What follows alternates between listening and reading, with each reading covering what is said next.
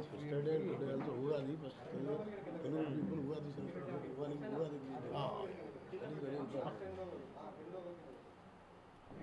Dear friends, Ugadi greetings to you, all of you, and I'm very happy to be there in Nalgonda with the senior most leaders of the district, Uttamji as well as Venkatana and other leaders. I thank Uttamana for hosting us for the breakfast in the morning also, and it's going to be a turning point in the history of Telangana, this Nagarjuna Sagar elections. And we have the senior most leader of Telangana itself, Shri Janana Reddy Garu, fighting this election from the Congress party ticket. He has been a pillar of strength for Congress all along. He had added more strength to the party as well as to Telangana as well as to Nalgonda district. It may be in the cabinet or it may be in the opposition benches. He had been the voice of Telangana itself, and he had been the voice of Nalgonda, and he had been the voice of Nagarjuna Sagar. This election is basically not for an MLA seat. It is not for any.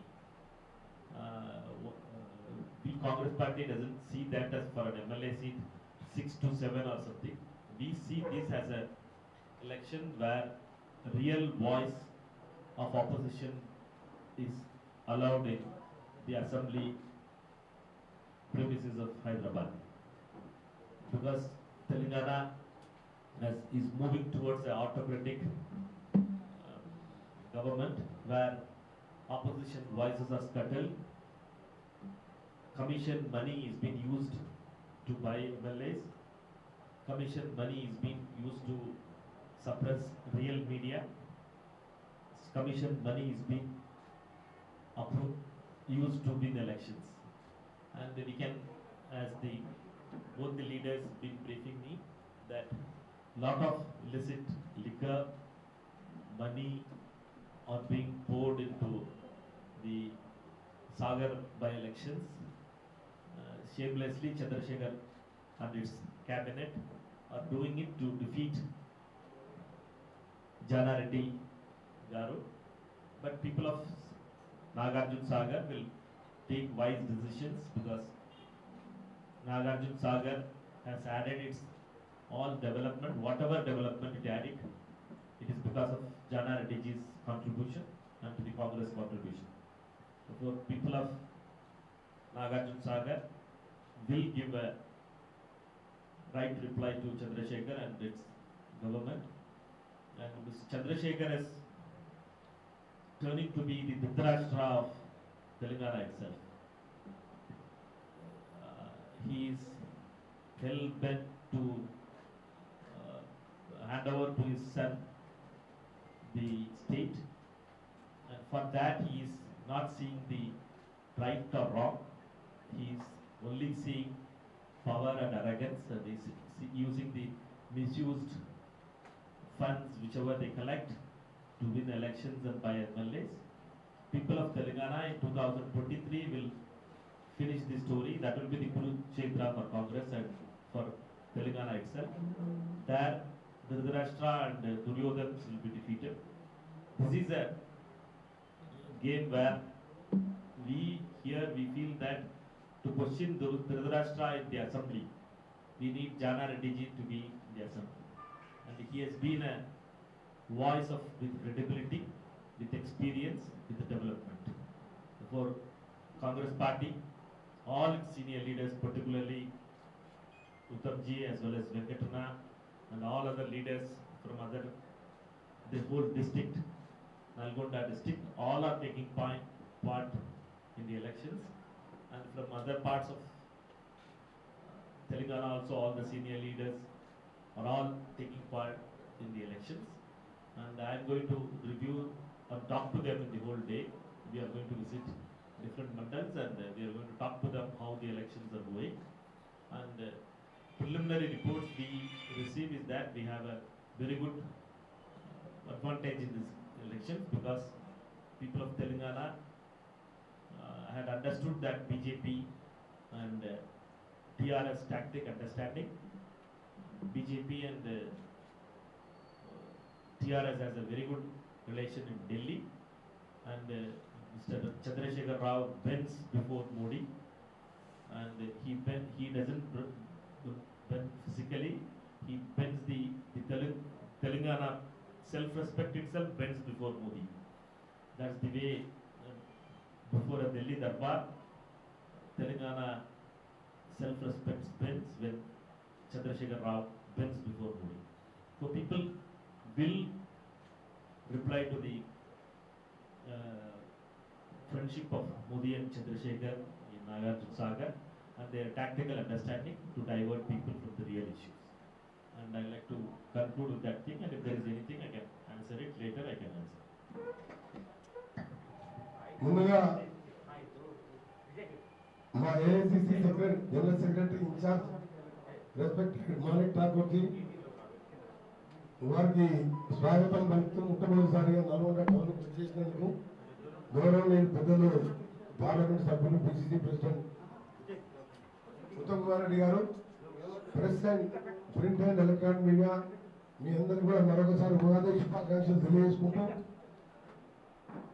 ఇప్పుడు చెప్పినట్టు senior grass root worker నుంచి 2 సార్లు parliament సభ్యునిగా ఉన్న మాణిక్ ఠాకూర్ గారి ఆధ్వర్యంలో తప్పకుండా ఈసారి జానారెడ్డి గారిని గెలిపించుకోబోతున్నామని చెప్పి మీ అందరికీ కూడా తెలియజేసుకుంటాం.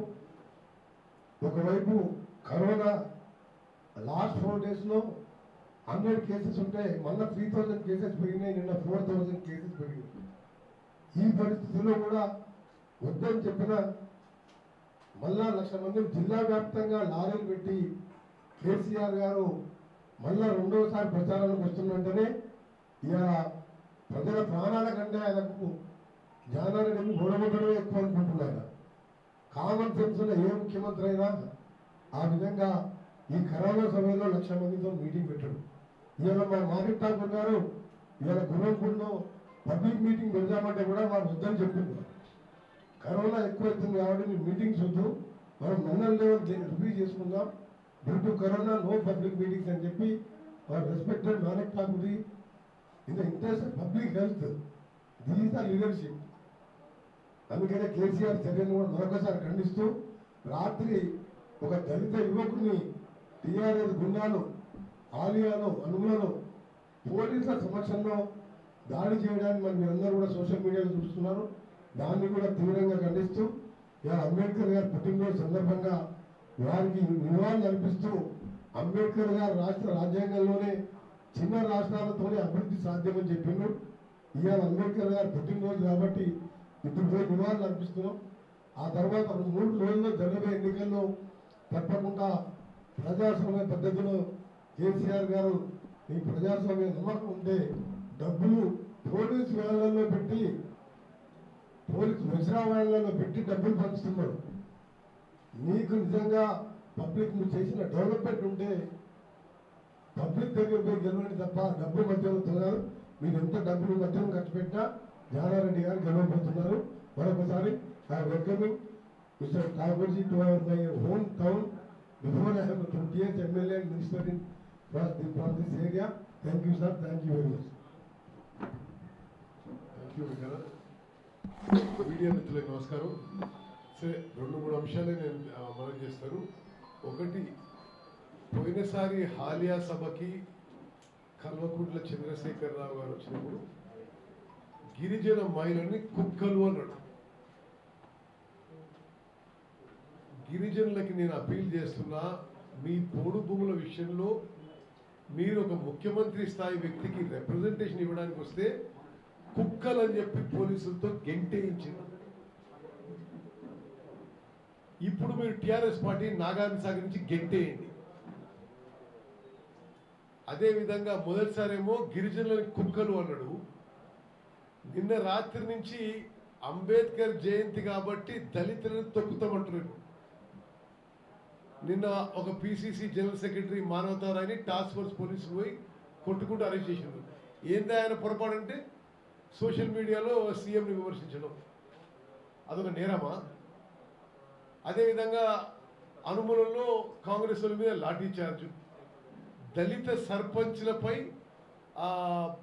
అధికార పార్టీ పోలీసుల అక్రమాలు, ఎక్సెస్. సో మొదటిసారేమో చంద్రశేఖరరావు గారు గిరిజనులు అవమానపరిచిండు. ఇక అంబేద్కర్ జయంతి నాడే దళితులను అవమానపరిచిన విషయం నాగార్జున సాగర్ కాన్స్టిట్యున్సీలో దళితులు గిరిజనులు గుర్తుపెట్టుకోవాలని చెప్పి నేను మనం చేస్తున్నాను. మరో విషయం, అసలు నిస్సిగ్గుగా నిర్లజ్జగా కల్వకుంట్ల చంద్రశేఖరరావు నుంచి వస్తున్న మంత్రులు, ఎంపీలు, ఎమ్మెల్యేలు, ఎమ్మెల్సీలు అసలు కాంగ్రెస్ పార్టీ ఏం చేసిందంటారు. నాగార్జున సాగర్ కాన్స్టిట్యున్సీకి వచ్చి కాంగ్రెస్ పార్టీ ఏం చేసిందంటారు. అంటే వాళ్ళని ఏం మాటలు మాట్లాడాలి, మీకు ఏమైనా ఇంకిత జ్ఞానం ఉందా, ఏమైనా విజ్ఞత ఉందా? నాగార్జున సాగర్ డ్యామ్ కట్టిందే కాంగ్రెస్ పార్టీ.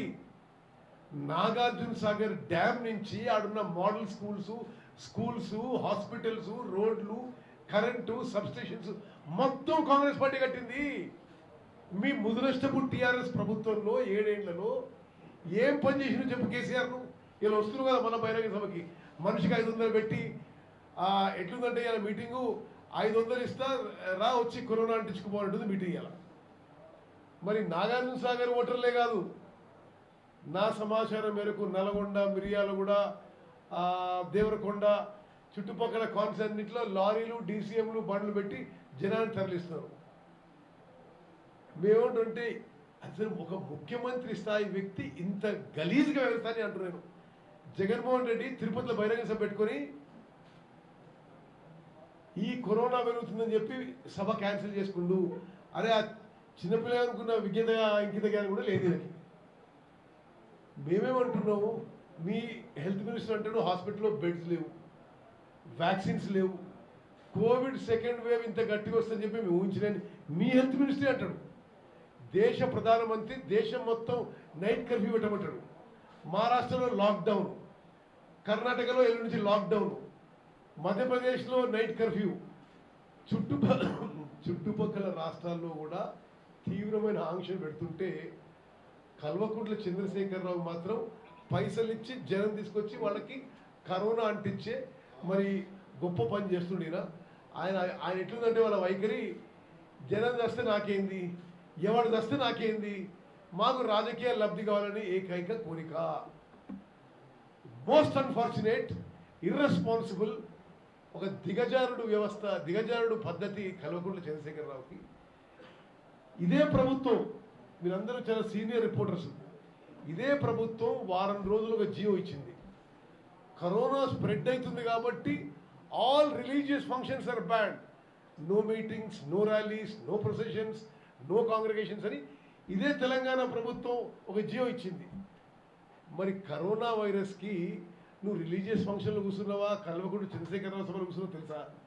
అంటే చంద్రశేఖరరావు సభలో కూర్చుంటే కరోనా రాకుండా ఉంటుంది, మరి ఏదైనా దేవుని సభలో కూర్చుంటే కరోనా వస్తుందా? అంటే ఇంత డర్టీ పాలిటిక్స్, ఇంత గలీజ్ రాజకీయం మరి అది కల్వకుంట్ల చంద్రశేఖరరావుకే సాధ్యమైంది. అదేవిధంగా నేను ఎలక్షన్ కమిషన్ ఆఫ్ ఇండియా కూడా చెప్పిన, నేను తెలంగాణ రాకముందు కూడా 4 సార్లు ఎమ్మెల్యే ఉన్నా. అన్ప్రెసిడెంటెడ్ ఇన్ ఇండియన్ డెమోక్రసీ తెలంగాణలో ఈరోజు మరి గత కొన్ని ఎలక్షన్స్ చూస్తున్నాం. లిక్కరు, పైసలు, డిస్ట్రిబ్యూషను, బెదిరింపులు, పోలీసు ఉపయోగం ఇంత గలీజ్గా రాజకీయ లబ్ధి కోసం ఏ స్థాయికైనా దిగజారుతున్నారు. మరి కల్వకుంట్ల కుటుంబం, టీఆర్ఎస్ పార్టీ వాళ్ళనేది తెలంగాణ సమాజం మొత్తం గమనించాలని చెప్పి చేతులెత్తి దండం పెడుతున్నాం. మేము ఎలక్షన్ కమిషన్ ఒకటి అడిగినాం. ఒకటి, ఇప్పుడు తెలంగాణలో క్యాబినెట్ మంత్రులు అందరూ కూడా నారాయణ సార్ కాన్స్టిట్యున్సీలో ఉన్నారు. All cabinet ministers are in Narayana sir constituency, all TRS MPs, MLAs, MLCs are in Narayana sir constituency. వాళ్ళు ఎంబడి థౌజండ్స్ ఆఫ్ ఫాలోవర్స్ తెచ్చుకున్నారు. అంటే ఒక ఊర్లో ఓటర్లు ఎంతమంది ఉంటే బయట వాళ్ళు ఎంతమంది తీసుకొచ్చినారు. మరి తీసుకొచ్చిండ్రు. ఈ 1000 మందికి, 1000 వాహనాలకి ఎట్లా అనుమతి ఇచ్చింది మీరు? తెలంగాణలో ఎలక్షన్ కమిషన్ వైఫల్యం చెందింది. నేను నిన్న ఎలక్షన్ కమిషన్ ఆఫ్ ఇండియాకి అపీల్ చేసిన, first vacate all non-locals from the constituency. Second, all outside vehicles to be removed. ఆ కాన్స్టిట్యున్సీ బార్డర్స్ సీల్ చేసి ఆ కాన్స్టెన్సీ జనము లీడర్స్ తప్పితే బయట వాళ్ళ ఎంట్రీ ఇవ్వకండి. All check post must be manned by central forces. Local police వెహికల్స్లో కూడా, లోకల్ పోలీస్ కార్స్లో కూడా క్యాష్ క్యారీ అవుతుంది. చెకింగ్ సెంట్రల్ పోలీస్ ఫోర్సెస్ చేయాలి, పోలీసు వాళ్ళు కూడా చెక్ చేయాలి. మరి అదేవిధంగా ఆల్ పోలింగ్ బూత్స్ దగ్గర మరి సెంట్రల్ ఫోర్సెస్ ఉండాలి మరి చెప్పడం జరిగింది. మరి ఏ మేరకు స్పందిస్తారో చూద్దాం. మేము దండం పెట్టి నాగార్జున సాగర్ ఓటర్లకి అప్పీల్ చేస్తున్నాం. గిరిజన సోదరిమణులారా, మిమ్మల్ని కుక్కలన్న మాట మర్చిపోకండి. అంబేద్కర్ జయంతి సందర్భంగా మిమ్మల్ని తొక్కుతామని చెప్పి విషయం అక్రమ విషయం మర్చిపోకండి. ఈ డబ్బులు మద్యం వాళ్ళు పంచిపెట్టేది మన నుంచి దోచుకున్న సొమ్ము. ఆయన 1000 రూపాయలు ఇచ్చినా, 2000 ఇచ్చినా, 5000 ఇచ్చినా ఓటుకి ఎవరేమిచ్చినా అది తప్పు, అది మన సొమ్మే. ఎవరు డబ్బు ఇచ్చినా, మద్యం ఇచ్చినా తినండి, తాగండి, ఓటు మాత్రం జానారెడ్డి గారికి, కాంగ్రెస్ పార్టీకి అని చెప్పి మేము అప్పీల్ చేస్తున్నాం. రాహుల్ గాంధీకి మోడీకి లేని నిబంధనలే మా కేసీఆర్ ఉంటాయని అంటున్నారు. బహిరంగ సభలో మిగతా రాష్ట్రాలు ఎన్నికలు జరుగుతున్నాయి, అక్కడ రాహుల్ తిరుగుతున్నాడు, మోడీ తిరుగుతున్నాడు. వాళ్ళకి లేని కరోనా నిబంధనలు మాకెందుకు ఉంటాయి అంటున్నారు. మధు, నేను ఒకటే చెప్తున్నా. తెలంగాణ ప్రభుత్వం ఒక జీవో ఇచ్చింది, రిలీజియస్ గ్యాదరింగ్స్ జరగొద్దని. మేము ఇదే ప్రభుత్వాన్ని అడుగుతున్నాం. అందులో ఏముంది, ప్రియాంబుల్లో కోవిడ్ పెరుగుతుంది కాబట్టి మేము బ్యాన్ చేస్తున్నామని. రిలీజియస్ గ్యాదరింగ్ జరుగుతున్నప్పుడు పొలిటికల్ గ్యాదరింగ్స్ ఎందుకు చేస్తున్నాం? ఆ జీవో ఎందుకు? మళ్ళా ఆ జీవో ఎందుకు? రెండోది, మేమేమంటున్నాం, ఎలక్షన్ కమిషన్ ఆఫ్ ఇండియా ఇచ్చిన గైడ్ లైన్స్ పాటించండి. ఏంటిది? మనిషికి 6 ఫీట్ల డిస్టెన్స్ ఉండాలి. అది మార్కింగ్ చేయాలి గ్రౌండ్లో. అది చేయకుంటే మరి ముఖ్యమంత్రి మీద కేసు పెట్టమని చెప్పి మేము డిమాండ్ చేస్తాం. COVID-19 గైడ్ లైన్స్ ఉల్లంఘించినందుకు డిజాస్టర్ మేనేజ్మెంట్ పాండమిక్ యాక్ట్ మీద ముఖ్యమంత్రి మీద కేసు పెట్టాలని చెప్పి మేము డిమాండ్ చేస్తాం. ఓకే, మన ఒక మీటింగ్ పెట్టిన ఖమ్మంలో 6000 మందికే పర్మిషన్ ఇచ్చింది. ఈయన కూడా 6000 అని పెట్టాలి కదా.